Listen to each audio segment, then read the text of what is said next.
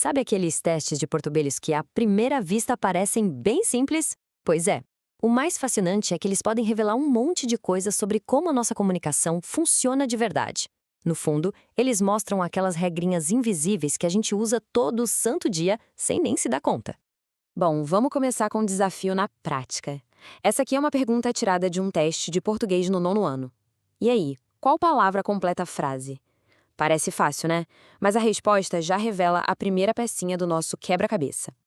E é exatamente isso que a gente vai fazer. Vamos usar esse teste como se fosse um mapa, sabe? Para explorar as regras escondidas e até as armadilhas da nossa língua. Cada pergunta é um pequeno mistério esperando para ser resolvido. Vamos lá? Para o nosso primeiro tipo de desafio. As palavras que soam iguaizinhas, mas que na verdade carregam significados completamente diferentes. É quase um truque de mágica que acontece no nosso ouvido. A resposta certa para o nosso enigma é cessão, com C e 2 S's, que é o ato de ceder as terras. E aqui a gente vê como a língua é incrível, né? 3 palavras com o mesmíssimo som, mas que representam ideias que não têm nada a ver uma com a outra. Uma sessão de cinema, por exemplo, ou a sessão de cosméticos de uma loja são coisas totalmente diferentes da sessão de terras. E esse fenômeno tem nome, viu? São os homófonos. Isso não é uma coisa só do português, não. Acontece em todas as línguas. É um dos mecanismos que deixa a comunicação tão rica e às vezes um pouquinho traiçoeira.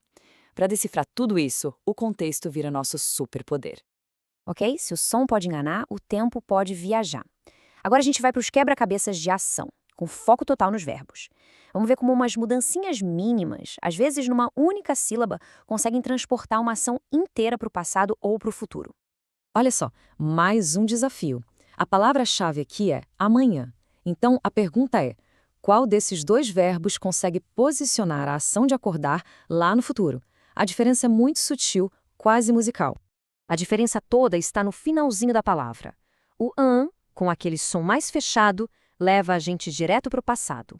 Agora, o an, que é mais nasal, mais forte, esse nos projeta para o futuro. Então, a resposta certa é: eles acordarão amanhã. Esse pequeno detalhe é a nossa máquina do tempo da gramática. E essa mágica toda de viajar no tempo também tem um nome: conjugação verbal. É o sistema que permite que a gente posicione as ações no tempo com uma precisão impressionante. Porque, no fim das contas, a comunicação não é só sobre o que acontece, mas principalmente sobre quando acontece. Bom, a gente já viu como o som e o tempo são importantes. Mas e a estrutura? Agora, vamos ver como a construção de uma frase e simples sinais de pontuação podem criar significado, intenção e até muita emoção. Aqui, a arquitetura da frase é tudo. Primeiro, uma frase bem simples, declarativa. É uma constatação, um fato. A entonação é neutra e o ponto final ali só confirma a tranquilidade da informação. Agora a gente muda a estrutura e pronto, aparece um ponto de interrogação. A mesma calma da rua, de repente, é colocada em dúvida. De uma afirmação, a gente pulou para uma investigação. A frase agora espera uma resposta. E aqui, a explosão. Os pontos de exclamação transformam palavras comuns num grito de comemoração. A informação não é mais só "foi um gol", mas sim a emoção pura daquele momento. Isso mostra como a pontuação é quase a trilha sonora da escrita. Ou seja, para resumir, com as mesmas peças básicas, a ordem das palavras e a pontuação funcionam como as ferramentas de um arquiteto, sabe? Constroem frases com funções e impactos totalmente diferentes. É a verdadeira arquitetura da comunicação. Para fechar, que tal um desafio final bem rápido e cheio de energia? É uma rodada de ortografia com aqueles errinhos comuns que sempre fazem a gente parar e pensar um pouquinho. Vamos lá? Primeira pergunta. Uma daquelas palavras que a gente ouve de um jeito e às vezes fica na dúvida de como escrever. É com N ou sem N no meio? A forma correta é mortadela, sem o N. Essa é uma pegadinha clássica de como a pronúncia do dia a dia pode influenciar a escrita. E sem parar, vamos para a próxima. Outro erro bem comum.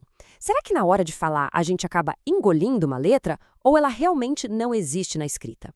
A resposta certa é nascimento, com S e C.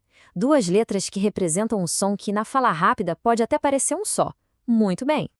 No fim das contas, a grande conclusão é que a língua é muito mais que um amontoado de palavras num dicionário.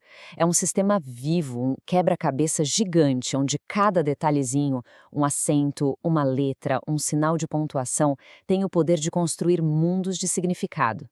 E isso tudo deixa a gente com uma reflexão final, né?